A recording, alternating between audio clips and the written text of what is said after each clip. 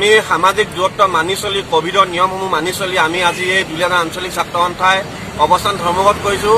আমাৰ এই 5 মাহৰ যি কৰোণাৰ ভয়াৱহতাৰ লক্ষ্য ৰাখি আমি 5 মাহে আমি কাহ বিৰোধী আন্দোলনখন আমি চলাই নিবলৈ আমাৰ অসুবিধা আছিল। এতিয়া ইতিমধ্যে আমি 5 মাহৰ পিছত আমি সদৌ অসম ছাত্ৰ সন্থাৰ আহ্বানত আমি বিভিন্ন জিলা আঞ্চলিক ছাত্ৰ সন্থাই আমি আমাৰ এই কাহ আন্দোলনখন ৰাইজক একগোট কৰি আমি এই কাহ আন্দোলনখন আমি পৰিচালনা কৰিবলৈ ওলাইছোঁ।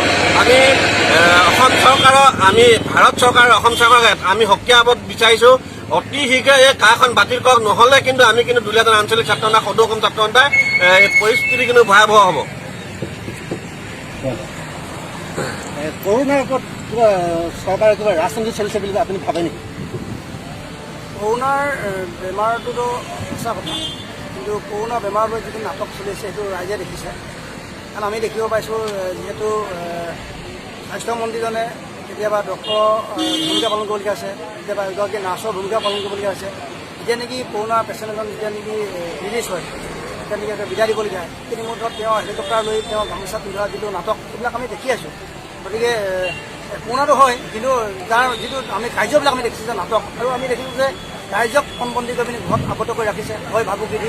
কিন্তু তেওঁলোকৰ চৰকাৰৰ যিবিলাক নেকি পালি প্ৰহৰীয়া এতিয়া ঘৰে ঘৰে গৈ তেওঁলোকে জনসম্পৰ্ক কৰিছে, শ মানুহ তেওঁলোকৰ লগত গৈছে। গতিকে কৰোণা অকল কি ৰাইজৰ গাত লাগিব, তেওঁলোকৰ গাত নালাগে নেকি? আৰু এজন মানে বেমাৰীয়ে যিজন বেমাৰী ধৰক চুগাৰ পেচেণ্টে হওক বা অন্যান্য যিবিলাক বেমাৰ হৈ থাকে, তেওঁ মানে কৰোণা পেচেণ্টৰ ওচৰত যাব নাই। কিন্তু আমাৰ স্বাস্থ্যমন্ত্ৰীজনৰ বেমাৰ আছে, তেওঁ কিয় যাব পাৰিছে, কেনেকৈ যাব পাৰিছে? তেওঁ যে দিনে ৰাতিয়ে খাটি আছে বুলি যে কৈ আছে, ৰাইজক যে কৈ আছে তেওঁ বহুত কষ্ট কৰিছে, ঠিকে আছে কষ্ট কৰিছে, কিন্তু তেওঁ আন এটা কথা কৈছে যে তেওঁ বোলে ব্লাড দিছে। এজন চুগাৰ পেচেণ্টে কেনে ব্লাড দিব পাৰিব? গতিকে এনেকুৱাবিলাক নাটক মানে বন্ধ কৰিব লাগে।